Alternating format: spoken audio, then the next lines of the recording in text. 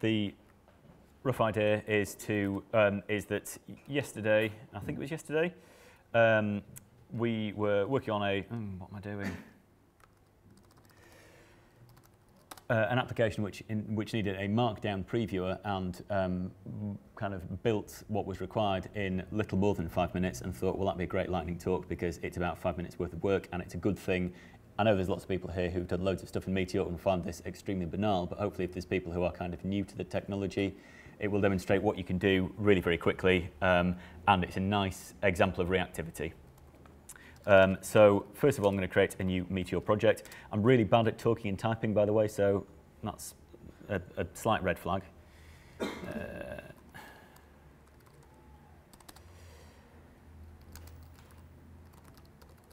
And this is eating into my 5 minutes already. Come on, Meteor. And I'm immediately going to add 3 packages, which are, first of all, reactive var, which inexplicably doesn't come with Meteor out of the box. If you're doing any sort of reactive front-end stuff, then reactive var is like the most useful package. It's really like the atomic unit, really, of reactive variables. I'm also going to add Bootstrap because we don't want it to look terrible. And I'm going to add a Markdown package. There is an in-house Meteor Markdown package, but recently we've decided that Markdown .it is the best Markdown solution because it supports GitHub flavor Markdown. Oh, what is it? Is it?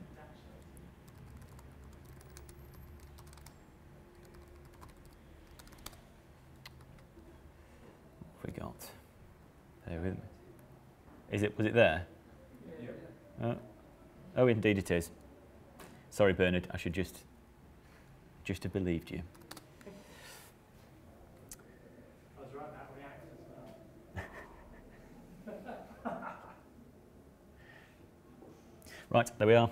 And if I have a look at what we've got and also launch the app in the browser, hopefully we'll see the familiar sight of a new Meteor application in a second. Come on. It's been a long day for us all. Well, while that's thinking, I'll actually get rid of the existing nonsense. And we're going to have a one template app, which I'll just call Markdown. I'll just do the boring HTML stuff to get it out of the way, because that's not the interesting bit at all. So we'll have a container.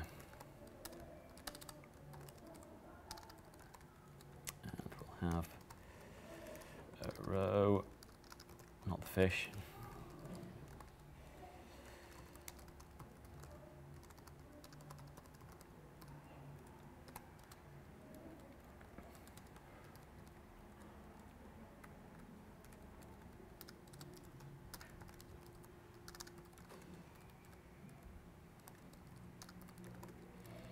And then we're going to have a text area, which is going to store the markdown, the unrendered markdown that we're going to enter.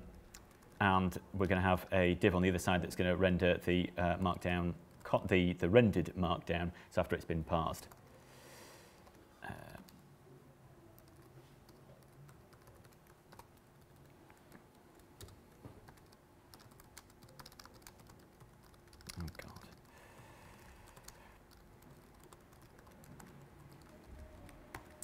All well and good.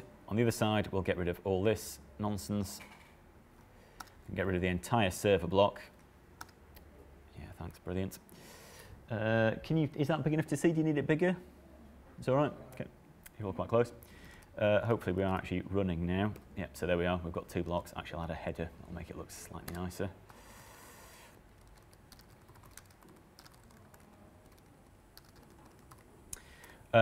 So what are we going to do on the client? Well, the first thing is like a bit of scaffolding, I suppose. So the Markdown IT package exports a constructor, which doesn't have a capital letter. Very bad. So we're going to need an instance of that. I'm also going to register a helper, which is like the first thing you should, well, I would suggest doing in any project, because the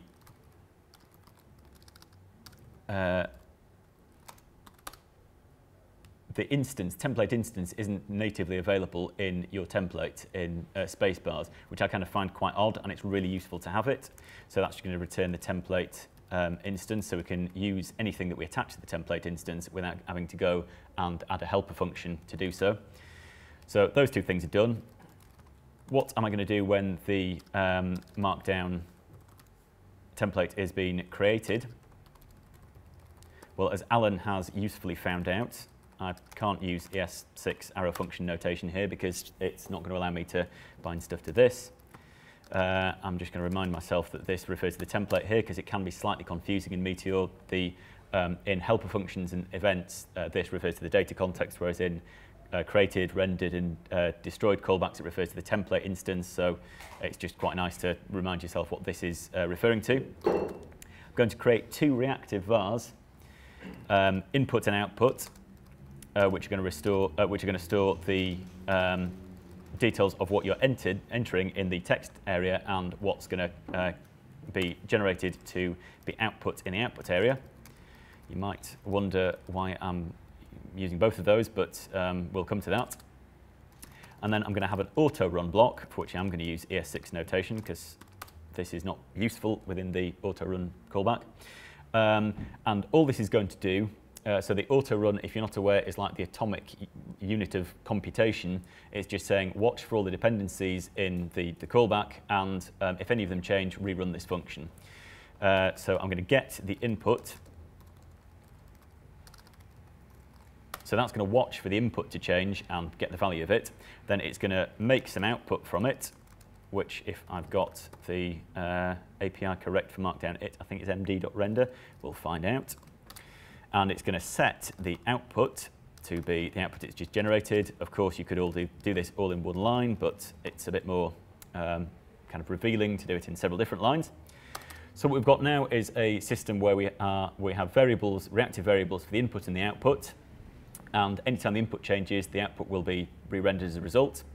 Well, what's going to make that happen? A key up event. So let's add some events, or rather a single event, which is going to be key up in the text area. And we'll use some more nice ES6 notation. It's going to say the input is going to be the, actually, no, we can do current event.current target is the element which has fired this event. Can I make that any smaller? There we are, that's rather better actually. So it's going to get the value of the event's current target, which is going to be the text area, because that's what I'm binding it to. And it's going to set the template's input reactive var to be that input. So that's great. So that's like 3/4 of the way there. We're getting anytime the input changes, which we're recognizing with the key up event, it's going to update the input reactive var. It's then going to process that in this auto run to generate an output variable. All we need to do now is render the output variable.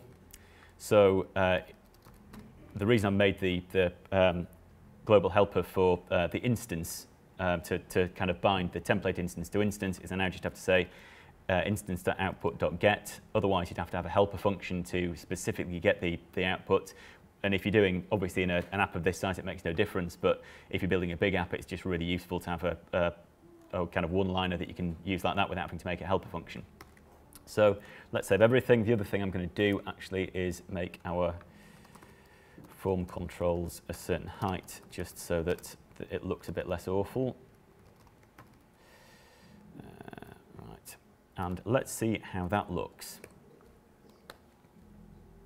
Reactive is not defined. Thank you.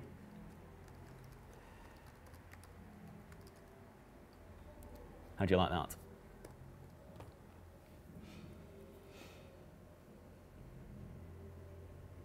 Right, well, yeah, for some reason my height hasn't worked. What happens if I type something? There we are. So can anybody, well, it's It's not working yet. Does anybody know what is happening here? So if I try to do some text in bold. Thank you very much, Michael. So the correct answer is that I need triple braces here to escape the HTML output, otherwise it will be presented as like it will be escaped. You need to be careful using triple braces. It's normally a red flag. You need to be very sure that whatever the input, whatever you're putting in your triple braces doesn't have like script tags that are doing horrible things or whatever. I've got an extra S in there. So hopefully that's now going to make this look slightly better. And we can actually use some markdown. And it's nice and real time, and that all comes out of the box. Let's do a list.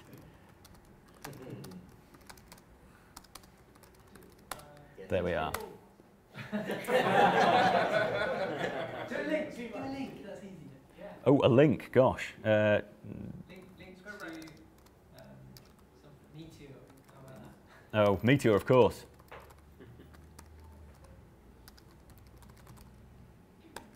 There we are, and let's see what happens if I click it. Wow. Very good. So, the key things, this is probably a bit overcomplicated in some respects, but I thought I'd try to do it the right way rather than the quickest possible way. You could certainly do something briefer than this. What I like about having the input and output reactive vars, which to a certain extent aren't necessary because you could just update the output var in the event handler. The reason I haven't done that is because if you're building larger apps, fine-grained reactivity is really, really useful. So it means here, for example, if you have an event which needs to collect what's in the input, you don't have to go back to the DOM to get it. You've got it you've got whatever the current input is in a reactive variable. If you want to have something else that affects the input, then again you can just affect the reactive variable, and you don't have to worry about kind of wiring in what's going to happen to the output. That will happen automatically. As soon as you've got more than one input and more than one output, it becomes very important to separate these. You can have lots of different auto runs, and it means that you can say, I only want to depend in this auto run on the input. Maybe there's some markdown options we want to add here, like we don't want to accept images and we don't want it to be GitHub flavored. So that could be another input as well as the actual input text. Maybe we've got more than one output, so we've got the actual output text and, I don't know, some metadata or something that's going somewhere else.